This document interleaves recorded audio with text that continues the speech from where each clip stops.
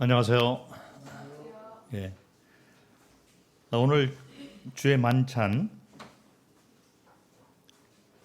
육과죠. 오늘 떡의 의미에 대해서 말씀을 살펴보도록 하겠습니다. 우리가 매주마다 행하고 있는 이 주의 만찬 예식에 대해서 특별히 이제 그 교회에서 우리가 이거를 계속 하고 있기 때문에 잘 알고 있다 이렇게 생각들을 하시고 계신 분들이 많이 계셔요. 감사한 일이죠. 그리고 실제로 이제 그와 같은 예식에 대한 그 의미라든지 이런 것에 대해서 우리가 많이 공부도 하고 또 말씀을 찾고 이렇게 하고 있습니다. 그럼에도 불구하고 여전히 우리는 여기에 대해서 뭔가 마음 가운데 이것이 우리가 알고 있는 다일까 이렇게 생각을 할 때가 많이 있는 것 같습니다.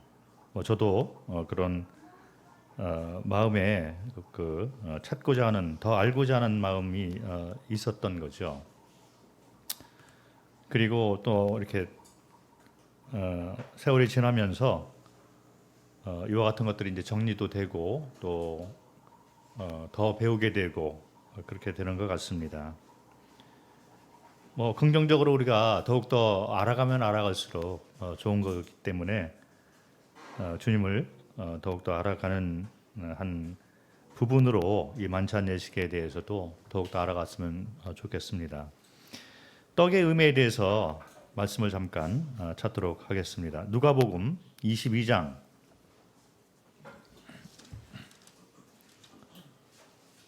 19절과 20절을 보겠습니다. 누가복음 22장 19절, 20절. 또 떡을 가져 감사 기도하시고 떼어 그들에게 주시며 이르시되 이것은 너희를 위하여 주는 내 몸이라. 너희가 이를 행하여 나를 기념하라 하시고 저녁 먹은 후에 잔도 그와 같이 하여 이르시되 이 잔은 내 피로 세우는 새 언약이니 곧 너희를 위하여 붓는 것이라. 그리스도 예수께서 이제 대속사역의 죽음과 부활을 담당하시기 위해서 이 땅에 몸을 가지고 오신 것이죠. 그래서 여기 나와 있는 이 내용대로 우리는 대속사역을 생각을 할 수가 있습니다. 이 떡과 잔을 먹고 마실 때마다 그리스도 예수의 죽으심과 부활을 우리가 기억을 하는 것이죠. 그런데 말씀에서 우리가 읽었듯이 그리스도의 죽음이면 하나잖아요. 그런데 여기 보면 몸과 보혈로 나눠서 설명을 하는 걸 볼 수 있습니다. 죽음을 우리가 생각을 하지만 만찬 예식을 우리가 말씀을 통해서 바라보게 되면 떡과 잔이 이렇게 갈라져 있는 걸 볼 수 있는 거예요. 왜 그랬을까? 이런 것들이 우리가 조금 의미를 찾을 필요가 있는 것 같습니다. 떡을 먼저 이렇게 떼어서 이거를 먹고 이것을 통해서 나를 기념하라. 기념하라는 것은 이제 기억하라는 말이잖아요. 그래서 이것은 내 몸이다. 그리고 잔을 또 이렇게 주시면서 내 피로 세우는 새 언약이다. 이렇게 말씀을 해서 떡과 잔을 분리해서 이렇게 제정을 해 놓으신 것을 볼 수 있는데 왜 그러냐면 이것이 하나님께서 가지고 계시는 두 가지 성품하고 연관이 됩니다.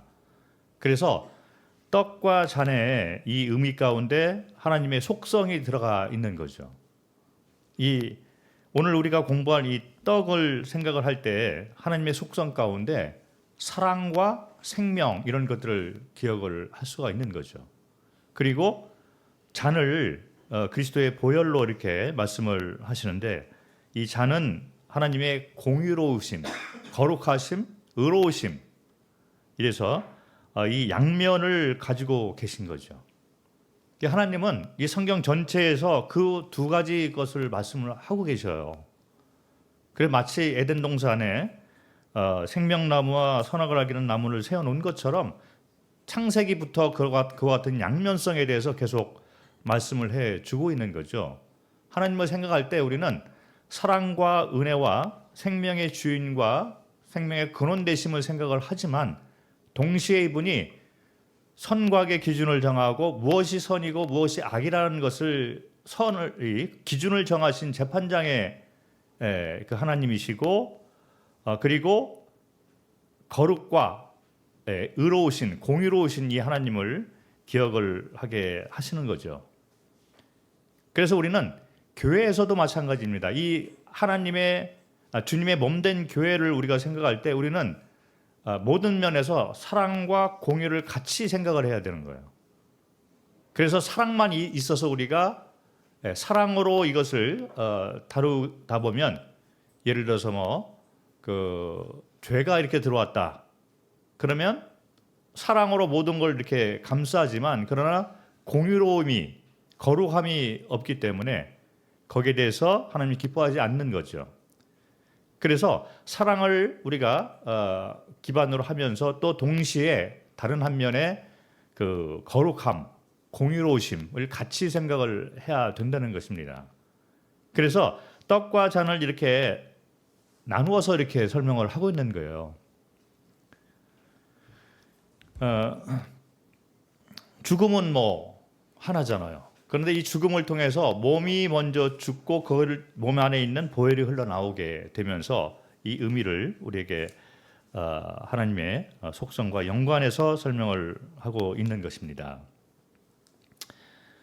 그래서 오늘 그 가운데 이 떡을 기억을 하면서 하나님의 사랑과 은혜, 그리고 생명의 근원, 생명의 왕과 주인 되시는 분을 우리가 기억을 하기를 원합니다. 대속사역도 이 하나님의 양면성을 완성을 시키는 거잖아요. 그래서 사랑만 있다면, 하나님께서 우리에게 사랑만 보이셨다면 이 재물을 그리스도 예수께서 몸을 가지고 대신 죽고 대신 심판을 받는 이 희생 제물과 예물의 형태를 취할 필요가 없는 거예요. 그 용서하고 그냥 다 받아들이면 되는 거죠. 그런데 왜 그리스도께서 죽고 이 심판을 받으셨느냐 하면 공의로우심을 같이 이렇게 완성하기 위해서 그렇게 된 것이기 때문에 우리가 떡과 잔을 그렇게 생각을 할 필요가 있습니다. 여기 보면 떡은 누가복음 22장 19절로 다시 돌아와서 좀 자세히 살펴보도록 하겠습니다. 떡을 이제 가져다 감사기도 하시고 떼어서 그들에게 주면서 이것은 너희를 위하여 주는 내 몸이다, 이렇게 말씀을 하십니다. 내 몸이라고 이렇게 나와 있잖아요. 그리스도 예수의 육체의 몸을 얘기를 하고 있습니다. 그런데 우리가 하나님을 생각할 때 이게 상당히 큰 의미를 가지고 있는 것을 그냥 우리가 간과할 때가 많이 있는 것 같습니다. 하나님은 영이시잖아요. 인간은 육체를 가지고 있지만 하나님은 시간과 공간 같은 이런 것들에 대한 제한을 받지 않으시는 분이기 때문에 몸이 있을 필요가 없는 거예요, 사실은. 그렇잖아요. 그런데 하나님께서 몸을 가지고 이 땅에 오셨다는 이 자체가 큰 의미를 가지고 있는 것입니다. 몸을 가지고 이 땅에 오셨다는 얘기는 인간처럼, 사람처럼 시간과 공간의 제한 가운데 자신을 묶어 놓으셨다, 이런 얘기가 되는 거죠. 마치 우리 안경집이 있잖아요. 그 안경에 딱 이렇게 안경을 집어넣은 것처럼 이 시간과 공간의 제한이 없이, 그래서 하나님이 여호와 하나님의 이 명칭 자체가 스스로 있는 자다 해서 현재형으로 나오게 되는 걸 볼 수 있습니다. 그래서 과거, 우리 인간은 과거지만 하나님이 보시기에는 하나님이 그 과거에 있으면서 현재로 그걸 보고 있는 거죠. 그리고 현재도 하나님은 현재고 우리 인간에게는 미래이지만 하나님에게는 현재로 그걸 바라보기 때문에 성경에는 예언 말씀이 다 있는 거예요. 그 예언에 대해서 써놓을 때도 현재 그 장소에서 그거를 바라보면서 쓰신 거죠. 그 하나님은 이와 같은 걸 보면 시간의 제한이 없고 공간의 제한이 없는 분인데 몸을 가지고 이 땅에 오셨다는 것이 떡을 바라보면서 우리가 먼저 생각을 해야 될 거죠. 이것은 바로 사랑이다. 이런 것을 우리가 생각을 할 필요가 있습니다. 그렇게 하지 않으셔도 되는데 인간이 타락하고 반역죄를 짓고 타락을 하고 그 결과로 이제 형벌을 받게 되면서 그 형벌이 육체의 죽음이 있기 때문에 육신을 가지고 오시게 된 거죠. 그게 그리스도 예수라는 것입니다. 그래서 이것이 내 몸이다. 이것은 내가 너희를 위하여 특별히 몸을 가지고 왔다라는 것을 우리가 먼저 기억을 할 필요가 있는 거예요. 떡을 바라보면서 이분이 그렇게 하지 않아도 되는데 창조주, 우리의 생명의 근원 되시고 주인 되시는 이 분이 몸을 가지고 우리를 위해서 오셨다는 것입니다. 대신 죽고 대신 심판을 받기 위해서 그렇게 하신 것이죠. 그래서 죽으신 다음에 부활을 통해서 내가 이 시간의 또 공간의 제한을 넘어서는 여호와 하나님이다라는 것을 증명을 하신 것입니다. 그래서 여기 나와 있는 누가복음 22장 19절에 나와 있듯이 내 몸이다라는 말부터 우리는 마음 가운데 기억을 해야 될 필요가 있습니다. 매주 떡을 떼게 되는데 이것이 우리에 대한 여호와 하나님의 특별한 사랑입니다. 사람은 계속 우리가 말씀을 나누고 있지만 특별하게 창조된 거예요. 다른 피조물하고는 다른 것입니다. 천사들하고도 다르고 그리고 동물이나 식물이나 이 만물과는 다르게 사람은 특별히 창조가 된 거예요. 하나님처럼 그 얘기는 뭐냐면 하나님과 같이 우리에게 영원한 생명을 누리고 사랑이 무엇인가를 같이 나누고 소통하는 관계 가운데서 우리를 만들었다는 거죠. 그러다 보니 사람만 대속사역을 준비를 해놓은 거죠. 천사가 반역죄를 지은 장본인이 됩니다. 사탄이 처음 반역죄를 지어서 반역죄라는 것은 사탄으로부터 온 거죠. 성경을 보면 사람이 반역죄를 만들어낸 것이 아니라 사탄이 장본인이 되는 거예요. 그런데 이 장본인이 사람을 유혹을 해서 사람은 유혹당해서 반역죄를 짓게 됩니다. 자, 그런데 천사를 위해서는 하나님의 대속사역을 준비를 하지 않으셨어요. 대신 천사를 위해서 준비한 것이 무엇입니까? 타락한 천사가 가는 곳은 지옥이라는 거죠. 그래서 타락한 천사들을 위해서는 지옥이라는 것을 만들었는데 타락한 사람들을 위해서는 대속사역을 만들었다는 거죠. 그래서 그거를 완성하기 위해서 이분이 몸을 가지고 왔다는 그 자체가 이게 사랑과 은혜이고 생명의 근원인 여호와 하나님을 생각할 수밖에 없는 그런 참 커다란 그 은혜인 것입니다. 그래서 이 내 몸이다 여기에 대해서 우리가 의미를 생각을 하면서 그리스도 예수를 기억을 해야 될 필요가 있습니다. 그리고 같은 19절에 보면 너희를 위하여 주는 내 몸이다. 이 하나님은 사랑을 베풀고 우리와 소통하는 관계 가운데 있는 것을 이 말씀을 통해서 나타내고 있는 거예요. 다른 피조물하고는 다르게 이분이 대속사역을 위해서 특별하게 사람만 특별한 존재를 이렇게 창조하신 다음에 반역을 했기 때문에 살리기 위해서 너희를 위해서 내가 준다. 너희를 위해서 주는 내 몸이다. 이렇게 말씀을 하셔서 떡을 통해서 우리가 이것이 그리스도 예수의 몸이다를 생각을 하면서 가장 먼저 떡의 의미 가운데 핵심은 뭐냐면 사랑과 은혜의 하나님, 나를 버리지 않으시고 대속사역을 특별히 만들어서 다시 화합고자 하는 그 하나님을 기억을 해야만 되는 것입니다. 그래서 자비가 있고 용서가 있고 은혜가 있고 그 떡을 바라보면서 우리는 나아갈 수 있는 거죠. 그분과 소통할 수가 있고 화합을 할 수가 있는 것입니다. 떡을 통해서 그렇게 이런 것들을 기억을 해야 되는 것이죠. 자, 그러면 이 떡에 대해서 그리스도 예수의 사랑과 은혜 그리고 생명 이런 것을 연관해서 생각을 하면서 말씀을 신약과 구약에서 한번 찾아보면서 구약에 나와 있는 이 떡의 예표를 바라보는데 이런 것들이 신약에도 다 나와 있는 걸 볼 수 있는 거예요. 자, 한번 말씀을 찾아보도록 하겠습니다. 요한복음 6장을 보겠습니다. 요한복음 6장 47절과 48절, 50절과 51절을 보겠습니다. 요한복음 6장 47절. 진실로 진실로 너에게 이르노니 믿는 자는 영생을 가졌나니 내가 곧 생명의 떡이니라. 이 떡에 대해서 말이 나옵니다. 그런데 이게 생명의 떡이라는 거죠. 그리스도 예수가 생명의 떡으로 이 땅에 오셨다는 것입니다. 생명을 주기 위해서. 그런데 떡으로 이렇게 표현을 했는데 50절과 51절을 보겠습니다. 이는 하늘에서 내려오는 떡이니 사람으로 하여금 먹고 죽지 아니하게 하는 것이니라.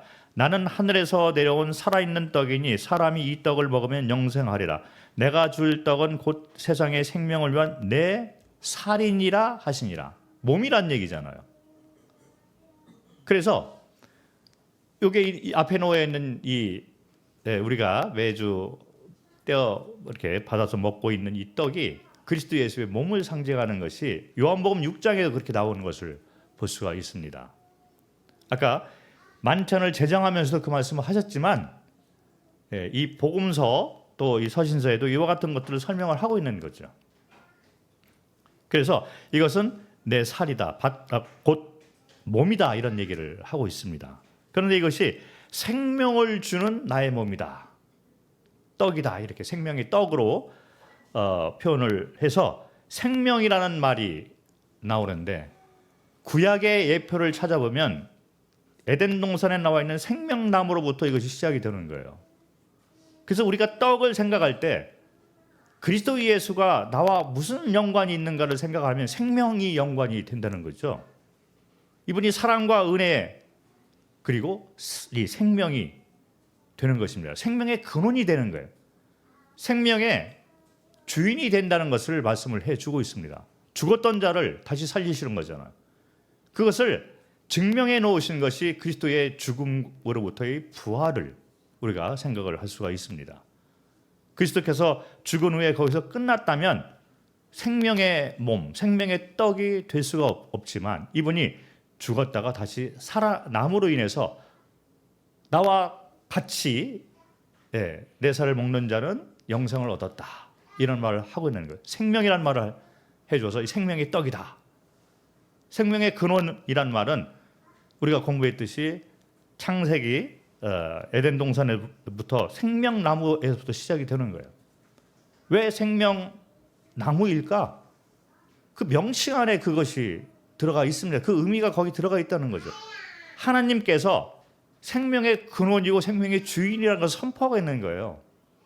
인간을 만들고 그 다음에 착수한 이 일이 바로 에덴 동산을 만들고 그 가운데 사람을 두고 두 나무를 중앙에 세워놓았다는 거죠. 내가 생명의 주인이다, 왕이다. 나로 말미암지 아니하고는 이 생명이 나올 수가 없다. 그래서 이것은 영원히 우리가 넘어서서는 안 되는 경계선이 됩니다. 그런데 이것을 넘어선 것이 바로 선악과를 먹은 사건이잖아요. 그래서 다시 우리가 그리스도 예수의 몸을 통해서 그것이 회복되는 것이죠. 구원받은 성도는 앞에 놓이는 떡을 대할 때마다 생명의 주인, 생명의 왕, 근원을 기억을 해야 된다는 것입니다. 내가 생명의 떡이다. 성경 전체에서 그 말씀을 해주고 있는 거잖아요. 그런데 우리가 사는 모습을 보면 우리가 주인되어 살아가는 경우가 많이 있습니다. 그래서 다시 우리가 뭐 이런 거예요. 그리스도 예수의 부활을 기념하는 그 일주일 가운데 첫째 날을 택하셔서 너희가 모일 때마다 이것을 먹고 마시고 나를 기억하라. 사람이 연약하기 때문에 구원받은 자들일지라도 자기가 생명의 근원인 것처럼 주인인 것처럼 살아가고 있기 때문에 우리는 다시 떡을 떼는 이 예식을 통해서 우리의 생명의 주인과 왕, 근원 되시는 분에게로 돌아가는 것을 기억을 한다는 거죠. 내가 주인이 아니다. 단지 우리가 나를 구원해 주셔서 감사합니다. 여기서 끝나는 것이 아니라 살아가면서 우리는 주인이 확실하게 바뀌어진 그런 삶을 살아야 되는 것입니다. 그래서 이 만찬 예식에 제정해 놓으신 그 의미가 바로 그런 데 있다는 거죠. 그리고 히브리서 6장을 보겠습니다. 히브리서 6장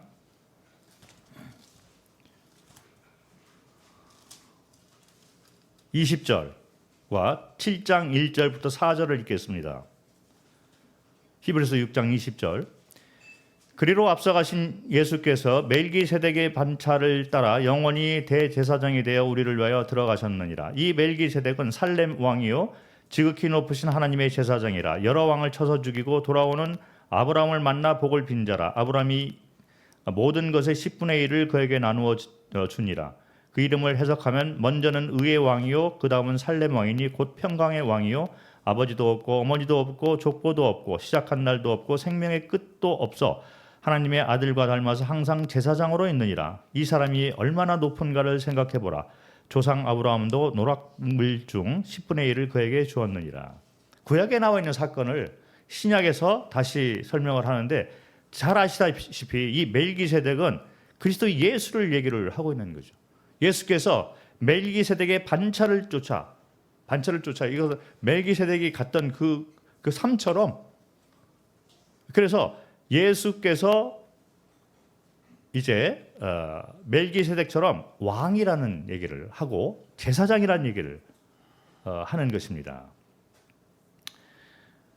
그런데 멜기세덱을 보면 여기 소개한 대로 이 멜기세덱이 구약에 나오는 얘기잖아요. 네, 창세기 14장에 보면 멜기세덱이 나옵니다. 아브라함이 전쟁에서 승리를 하고 돌아오니까 멜기세덱이 이제 아브라함을 맞이해서 떡과 포도주를 가지고 나옵니다. 왜 구약에 이런 것들이 나올까? 예표죠.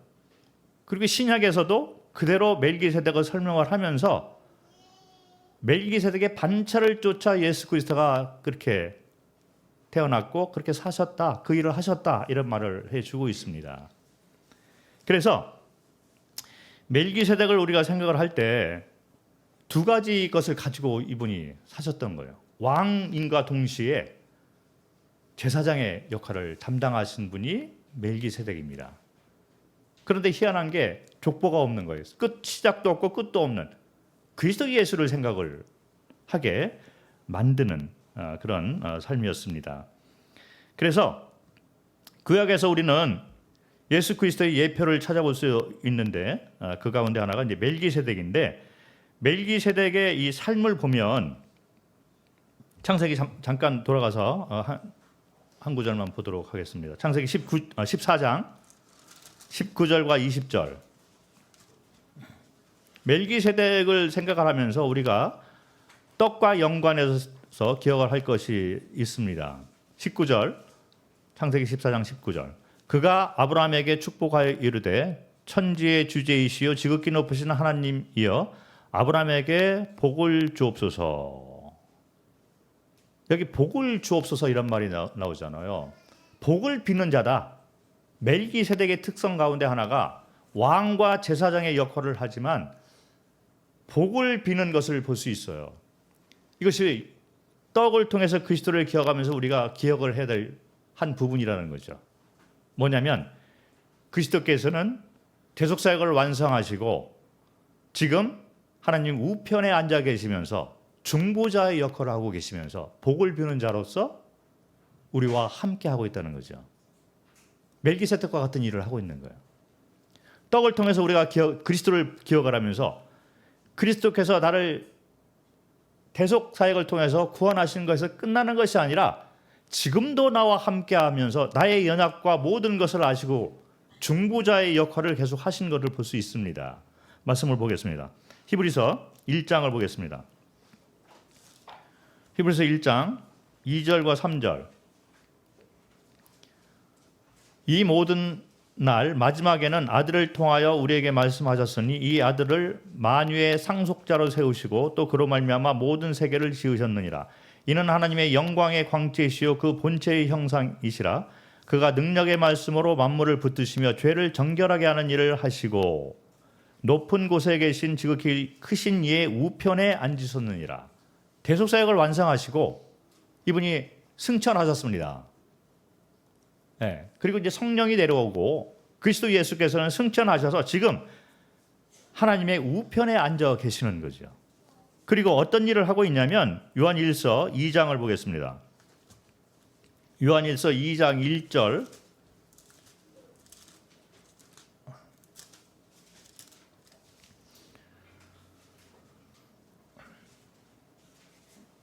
나의 자녀들아 내가 이것을 너에게 쓰면 너희로 죄를 범하지 않게 하려 함이라. 만일 누가 죄를 범하여도 하나님 앞에서 우리에게 대언자가 있으니 곧 의로우신 예수 그리스도시라. 하나님 우편에 앉아 계시면서 우리가 연약하고 넘어질 때마다 그리스도께서 대언자로서 중보 역할을 계속하고 있다는 거죠. 그래서 이 멜기세덱이 아브라함을 향해서 복을 빈 이 장면처럼 그리스도께서는 우리를 구원해 주시고 거기서 끝나는 것이 아니라 계속해서 우리가 살아가는 동안에도 우리에게 복을 비고 중보 역할을 하고 계시는 그리스도시다. 이것을 우리가 구약의 예표와 신약에 나와 있는 성경 말씀을 통해서 배울 필요가 있는 것 같습니다. 단지 그냥 대속사역에서 나를 구원해서 감사합니다 해서 끝나는 것이 아니라는 거죠. 이분이 나의 생명의 주인이고 주재권이 바뀌어야 되고 그리고 이분이 내가 연약할 때마다 중보자의 역할을 계속 하시는 것을 기억하면서 감사와 찬양과 그리고 그분을 의지하는 그런 믿음 가운데 살아가는 것입니다. 또 하나의 예표가 뭐냐면 에베소서 5장을 보겠습니다. 우리는 그리스도 예수를 기억할 때마다 이와 같은 것들을 기억을 하는 거죠. 그리스도 예수가 과연 누구인가, 어떠했는가. 그런데 그런 것들이 구약에도 예표로 다 나와 있는 것을 볼 수가 있습니다. 에베소서 5장 2절. 그리스도께서 너희를 사랑하신 것 같이 너희도 사랑 가운데서 행하라. 그는 우리를 위하여 자신을 버리사 향기로운 제물과 희생 제물로 하나님께 드리셨느니라. 두 가지로 나눠져 있는 걸 볼 수 있습니다. 이 히브리서 8장 3절, 히브리서 10장 5절부터 8절 이런 데도 제물에 대해서 설명을 하고 있어요. 그런데 이것을 두 가지로 나눠서 설명한 걸 볼 수 있습니다. 향기로운 제물, 이것은 구약에 나와 있는 레위기서의 5 제물을 우리가 공부를 해보면 두 가지로 요약을 할 수가 있는데 왕에게 드리는 제사가 있습니다. 그리고 죄를 졌을 때마다 죄를 씻기 위해서 드리는 희생 제물이 있어요. 이것이 다릅니다. 그래서 우리가 떡과 잔을 바라볼 때마다도 이 두 가지 제물을 생각을 해야 되는데 이 제물이 두 가지로 나눠져 있는 걸 볼 수 있어요. 떡의 의미가 향기로운 제물의 의미이고 그리고 잔의 의미는 희생 제물, 죄를 씻는 죄와 연관된 희생 제물을 하고 연관되어 있는 것을 볼 수 있다는 거죠. 하나이지만 마치 하나님께서 한 분이시잖아요. 그런데 사랑의 하나님, 공의의 하나님, 하나님이시잖아요. 죽음, 그리스도의 죽음이 하나의 죽음이잖아요. 그런데 몸이 죽고 그 안에서 피가 흘러나왔다. 그런 것처럼 떡과 잔을 나눠서 설명했다는 것입니다. 이것이 그리스도께서 어떻게 이 세상에서 제물로 죽었느냐 이것을 설명을 하는데 이 제물이 우리를 위해서 희생제물로 돌아가신 그 희생제물로 끝나는 것이 아니라 향기로운 제물도 있다는 것입니다. 우리는 이와 같은 것들을 나눠서 좀 생각을 하면서 의미를 받을 필요가 있습니다. 향기로운 제물은 뭐냐면 에베소 5장 2절에 그리스도께서 자신을 버리사 죽었는데 이 그리스도의 죽음이 향기로운 제물 그리고 희생 제물이 됐다는 거예요. 이 향기로운 제물은 왕에게 드리는 예물이 되는 것입니다. 그런데 예수께서 내 몸을 너희를 위해서 줬다 이렇게 말씀을 하셨잖아요. 하나님에게 드리는 그 예물로 준 거여야 되는, 여기는 그렇게 예물로 드리신 거죠. 그런데 인간을 위해서 내 몸을 줬다 이렇게 말씀을 하십니다. 이 제정을 할 때는 이게 무슨 의미냐면, 사람들은 마땅히 왕에게 예물을 드리는 삶을 살아가는 것이 마땅한 것입니다. 그래서 구약에도 레위기서를 보면 하나님께서 그 제정을 그렇게 하셨어요. 너희의 삶을 나에게, 내가 왕이고 주인이고 생명의 근원이기 때문에 너희는 너희의 삶 전체를 나에게 예물로 드려라. 그것이 바로 소제, 번제, 화목제가 되는 거예요. 그래서 소제, 번제, 화목제를 설명할 때 레위기서에는 향기로운 제물이라는 단어를 쓰고 있습니다.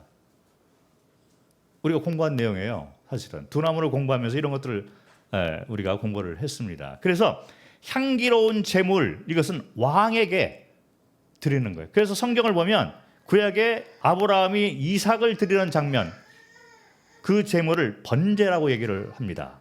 그리고 노아의 홍수가 끝난 다음에 노아가 나와서 첫 번째 이제 번제를 드리는 걸 볼 수 있어요. 그거는 왕, 생명의 근원에게 드리는 제물이 됩니다. 그런데 소제, 번제, 화목제에서 끝나는 것이 아니라 그 다음에는 희생제물하고 속죄제하고 속건제가 있어요. 이것은 죄를 지을 때마다 그 죄를 씻기 위해서 동물을 가져다가 안수하고 대신 동물을 죽이는 거죠. 그게 속죄의 죄. 그리고 속건제, 죄와 연관되어 있는 제물. 이것이 바로 희생제물이 된다는 거죠. 그 그리스도께서 우리를 위해서 죽으셨는데, 떡이 의미하는 건 뭐냐면 예물의 성격을 가지고 있습니다. 그리고 잔은 새로운 언약, 내 피로 말미암아 세우는 새로운 언약이다. 그래서 속죄의 의미를 담고 있는 희생제물의 성격이 되고 있는 거죠. 그 우리는 떡을 생각할 때 그리스도께서 우리 대신 예물로 왕에게 드려졌다는 것을 생각을 해야 되는 거예요. 그런 말씀이 이제 빌립보서에 나와 있는 말씀하고 연관이 되는 거죠. 빌립보서 2장을 보겠습니다.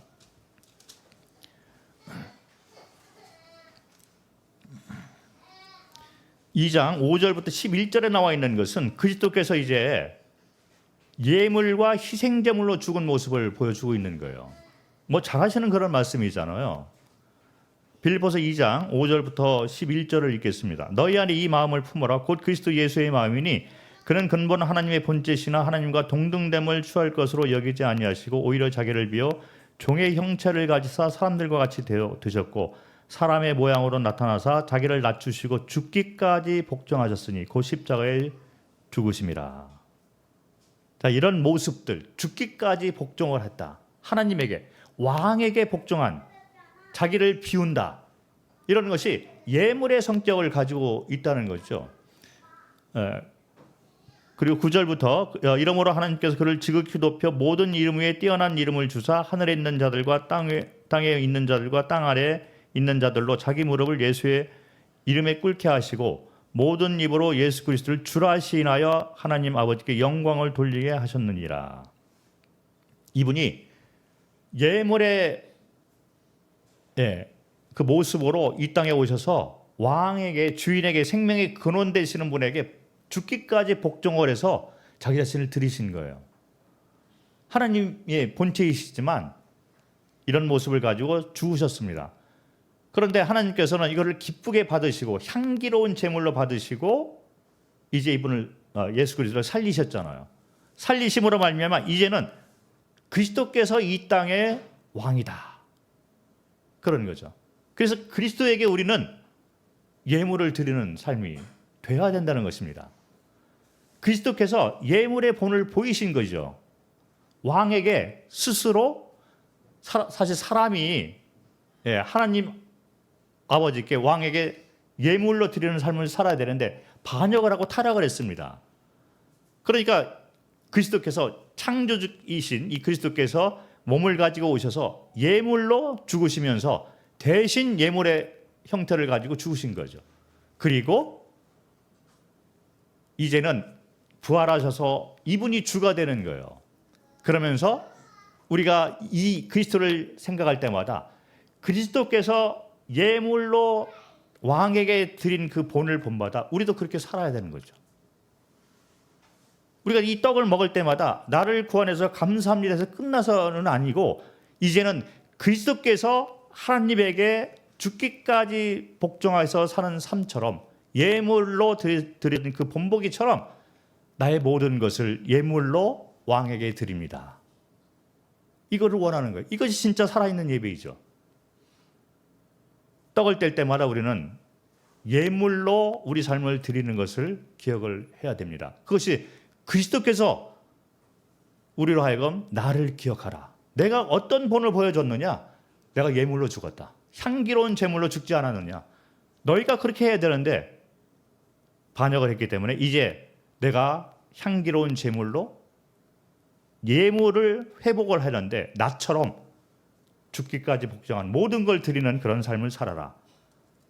이런 말을 해주고 있는 거죠. 그래서 레위기서에 나와 있는 이 제사 그 가운데 향기로운 제물과 희생 제물 이 제물로 그리스도께서 죽으신 거죠. 이것은 바로 떡과 잔 이렇게 나눠지게 되는 것을 볼 수가 있습니다. 그리고 또 하나의 그 구약의 예표를 우리가 생각을 하는데 뭐 신약에 나와 있는 얘기죠. 고린도전서 5장 7절을 보겠습니다. 고린도전서 5장 7절을 보면 너희는 누룩 없는 자인데 새 덩어리가 되기 위하여 묵은 누룩을 내버리라. 우리의 유월절 양 곧 그리스도께서 희생되셨느니라. 유월절 양으로 그리스도께서 죽은 걸 볼 수 있습니다. 유월절은 잘 아시잖아요. 출애굽기 12장에 나와 있는 말씀인데 이스라엘 백성들을 애굽에서 이제 구원해 냅니다. 그리고 그 구원해 내는 방법이 유월절하고 연관이 돼 있는 거잖아요. 약속을 합니다. 때가 돼서 내가 너희를 끄집어내는데 심판을 하게 되는데 너희는 유월절 양을 준비했다가 그날이 되면 이 양을 죽여서 몸은 유월절 양의 몸은 태워서 먹는 거예요. 구워서 먹는 거죠. 그리고 나머지는 다 태워버려라. 그리고 유월절 양의 피를 가져다가 문의 임방과 문설주에다가 바르라. 그러면 심판에 주가 왔을 때 피가 묻어있는 그 집에서 건너 뛴다는 거죠. 심판에서 벗어나게 한다. 죽음과 심판에서 벗어나게 한다. 그 약속대로 애굽을 심판을 했습니다. 그리고 심판에서 벗어난 자들이 이제 홍해를 건너서 가나안으로 가게 되는 거죠. 이게 유월절 제정의 그 말씀입니다. 그래서 우리는 유월절 양으로 돌아가신 그리스도를 생각할 때 대속사역을 생각을 할 수가 있습니다.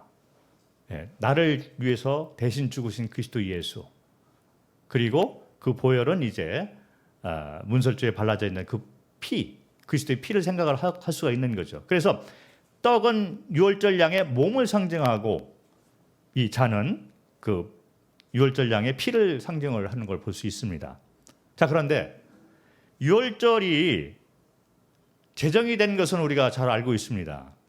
그런데 우리가 흔히 알고 있는 이 떡과 잔, 만찬 예식과 연관해서 유월절을 생각할 때 나를 대속한 그것만 생각을 하는 경우가 많이 있어요.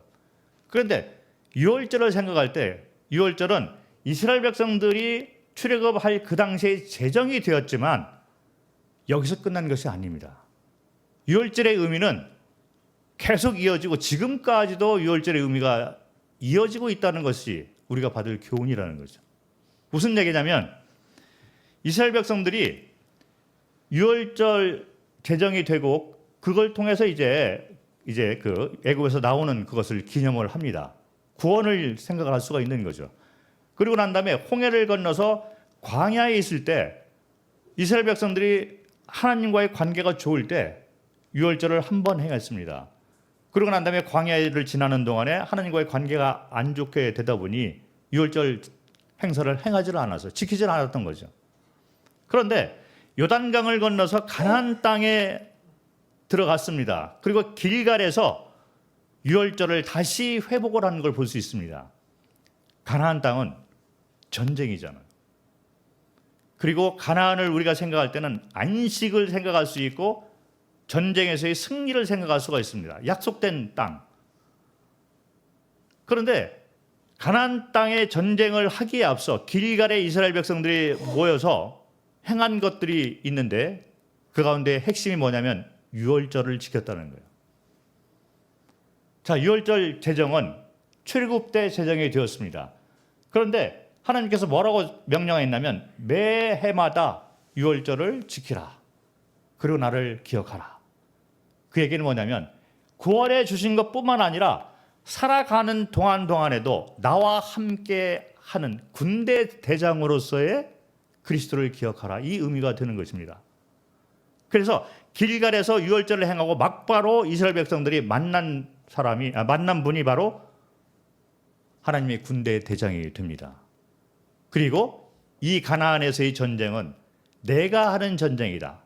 함께 동행하는 전쟁, 함께 앞서가는 전쟁.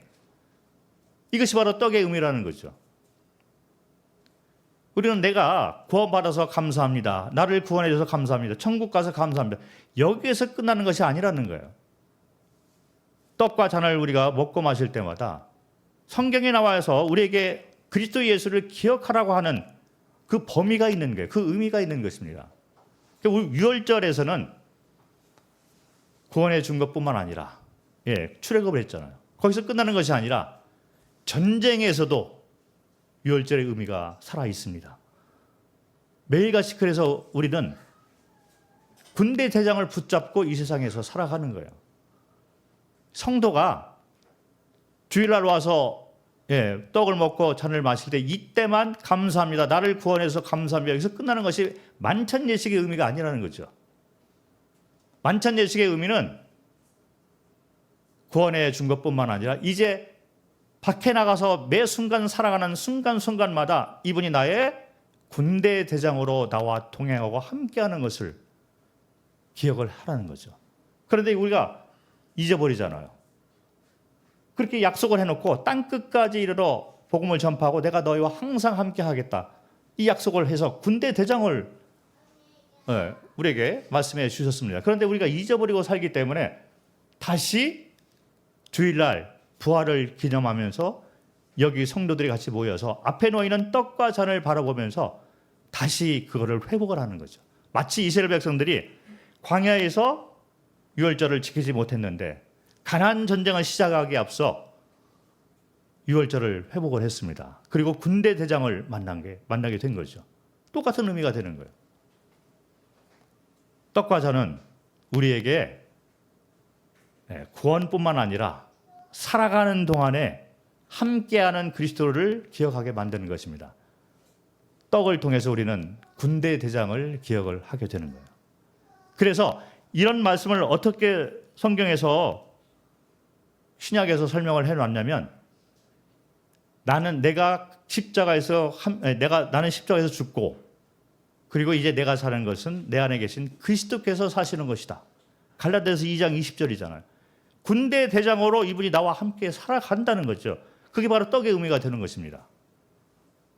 내가 구원받아서 감사합니다. 거기서 끝나는 것이 아니라 이제 살아가는 매 순간순간도 나는 죽고 그리스도께서 사는 것이다. 떡의 의미는 바로 그 의미를 담고 있습니다. 그래서 유월절에 이 구약에 나와 있는 유월절의 의미는 출애굽뿐만 아니라 가나안 전쟁까지 연결이 되는 걸 볼 수 있어요. 그리고 지금까지 그 의미가 연장이 되면서 그것이 바로 신약에 와서는 떡과 잔으로 표현이 되고 있다는 것입니다.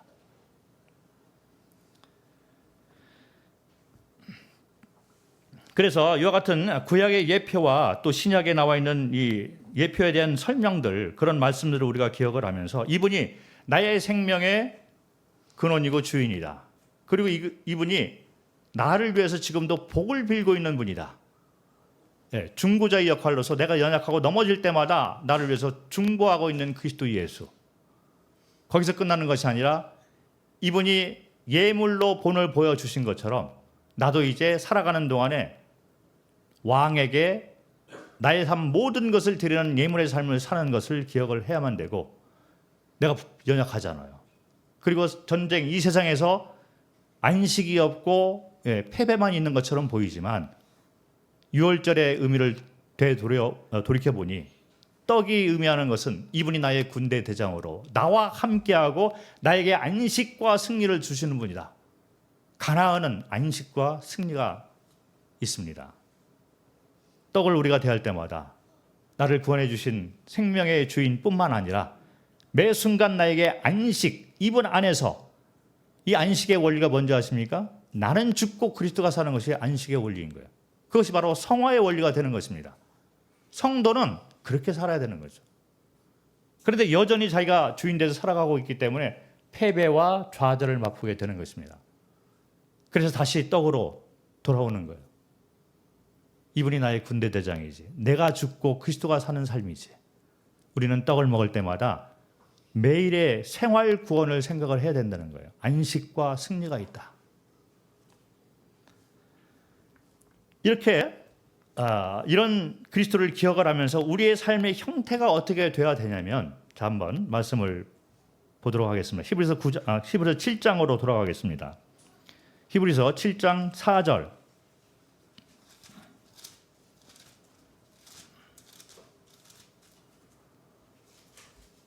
멜기세덱을 설명을 하는데 4절에 보니까 우리가 받을 만한 교훈이 있습니다. 멜기세덱을 설명을 해놓고 이 멜기세덱이 예수 그리스도다 이렇게 설명을 하고, 히브리서 7장 4절을 보니까 이 사람이 얼마나 높은가를 생각해 보라. 조상 아브라함도 노량물 중 10분의 1을 그에게 주었느니라. 여기서 두 가지 것을 얘기를 합니다. 이 멜기세덱이 얼마나 높은가를 생각을 해봐라.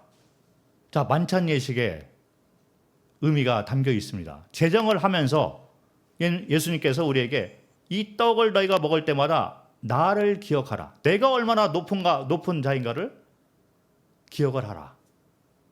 그래서 우리는 이분이 나의 생명의 근원이고 주인인 것을 기억을 하는 거예요. 그분이 어떤가? 이 아브라함이 멜기세덱이 높은 걸 생각을 하는 거죠.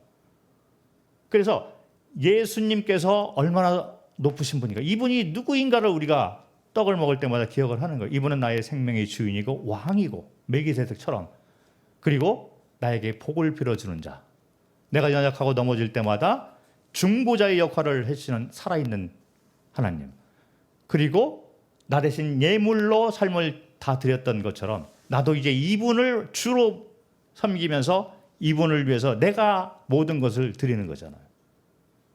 이분이 높기 때문에. 그리고 이제 군대 대장으로 나와 함께 하시는, 그래서 이 세상의 삶은 사실 승리의 삶이에요.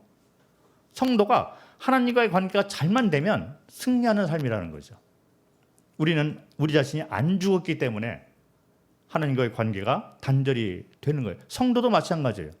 우리가 성도가 흔들리고 안식이 없는 이유가 뭐냐면 내려놓지 못하기 때문에 그런 거죠. 내려놓기 쉽지가 않습니다.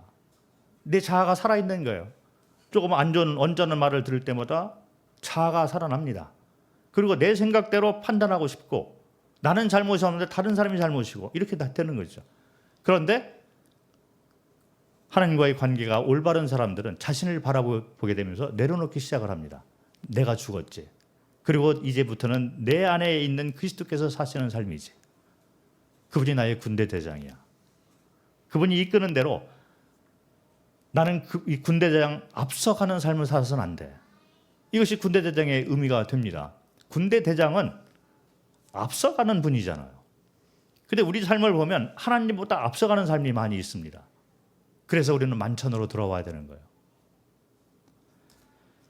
그리고 난 다음에 히브리서 7장 4절에 보면 아브라함이 10분의 1을 드린 걸 볼 수 있어요. 11조를 한 거죠.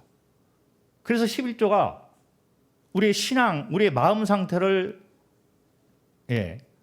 나타내는 그런 그 헌물이 되는 것을 성경에서 말을 해주고 있습니다. 11조를 드리는 삶, 돈뿐만 아니라 우리 모든 것을 드리는, 예물로 드리는 삶을 살아야 된다는 거죠. 아브라함이 멜기세덱에게 이 모든 걸 드렸습니다. 그런 것처럼 우리도 드리는 삶을 살아야 되는 거죠. 그 말씀을 어디에서 하고 있냐면 로마서 6장 이런 데 얘기를 하고 있습니다. 너희는 이제 하나님을 위해서 살아라 이런 말을 하고 있잖아요. 로마서 6장 13절 또한 너희 지체를 불의의 무기로 죄에게 내주지 말고 오직 너희 자신을 죽은 자 가운데서 다시 살아난 자 같이 하나님께 드리며 너희 지체를 의의 무기로 하나님께 드리라. 하나님께 드리는 삶을 살아라. 그래서 이거는 내가 구원받아서 감사함이 여기서 끝나는 것이 아니라 떡과 자를 먹고 마시고 이 제정을 통해서 우리는 드리는 삶으로 변화가 되는 것입니다. 살아있는 예배가 되는 거예요. 그래서 로마서 12장 1절에 그 말을 하고 있는 거죠. 로마서 12장 1절에 그러므로 형제들아 내가 하나님의 모든 자비하심으로 너희를 권하노니 너희 몸을 하나님이 기뻐하시는 거룩한 산 제물로 드리라. 이는 너희가 드릴 영적 예배니라. 너희 몸 전체를 드려라.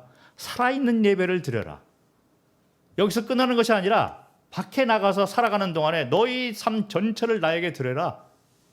이것이 만찬 예식의 의미가 되는 것입니다. 특별히 떡을 생각하면서 우리는 왕에게 드리는 거죠.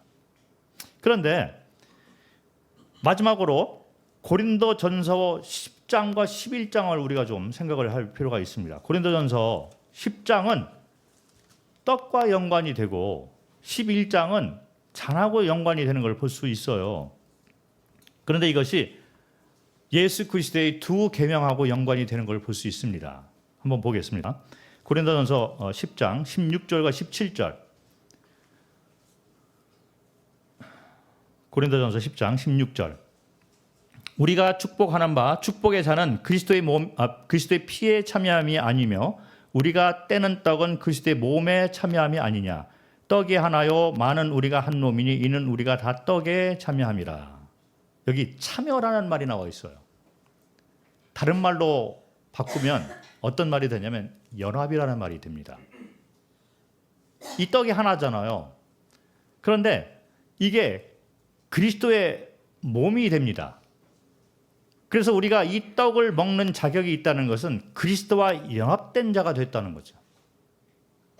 만찬 예식의 핵심 내용 가운데 연합이 있습니다. 우리 모두는 그리스도와 연합된 자가 되었다는 거죠. 그런데 이 연합은 예수 그리스도의 두 계명 가운데 첫 번째 하나님을 사랑하라. 이것이 연합이 하나님과의 연합을 얘기를 하고 있습니다. 그런데 여기서 끝나는 것이 아니라 이웃을 사랑하라. 이 두 번째 계명이 또 나오는 거예요. 이건 뭐냐면 이웃과도 연합의 관계가 형성이 돼야 된다는 얘기예요. 그래서 이 떡이 하나인 것처럼 성도들은 같이 떡을 떼게 됩니다. 이 성도들의 자격이 뭐냐면 하나님과의 관계가, 주님과의 관계가 다 연합된 자예요. 그래서 수직의 연합이 형성이 된 자들이 모여서 한 떡을 떼고 있습니다. 이것은 바로 수직 연합뿐만 아니라 이제는 수평 연합까지 이루어지는 걸 볼 수 있어요. 그래서 우리는 성도 사랑이 있는 것입니다. 그리고 고린도서 11장에서는 무슨 얘기를 하고 있냐면 너희가 이거를 먹고 마실 때마다 주의 죽으심을 오실 때까지 전하는 것이다. 이건 뭐냐면 우리는 그리스도 예수와 연합한 자가 되었으니 이 수직의 연합이 완성되었으니 이제 너희가 한 떡인 것처럼 수평 성도의 연합을 지키기를 힘쓰라. 그러나 거기서 끝나는 것이 아니라 아직도 이 연합으로 들어오지 못한 자들을 초대하는 삶을 살아라. 초대하는 연합으로의 초대가 있는 거죠. 이것이 바로 복음을 전하는 삶이 되는 것입니다. 이웃사랑이 되는 거예요. 이웃이라는 것은 성도를 얘기를 하고 거기서 끝나는 것이 아니라 아직도 믿지 않는 불신자들을 얘기를 하고 있잖아요. 우리는 이 떡을 대할 때마다 그리스도와의 연합을 기억을 해서 감사합니다. 그리고 이분이 나의 군대 대장이고 이분이 지금도 나를 위해서 중보하는 분이고 이것이 있어야지 연합이 되는 거죠. 이거를 통해서 우리는 성도와의 연합을 기억을 하는 거죠. 떡이 하나인 것처럼.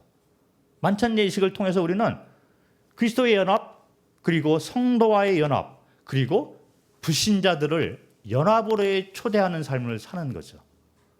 이걸 통해서 우리는 살아있는 예배를 드려야 되는 것입니다. 이것이 만찬 예식의 의미이고 특별히 그 가운데 사랑과 생명을 얘기하고 있는 떡의 의미가 되는 것입니다. 오늘은 여기까지 하도록 하겠습니다.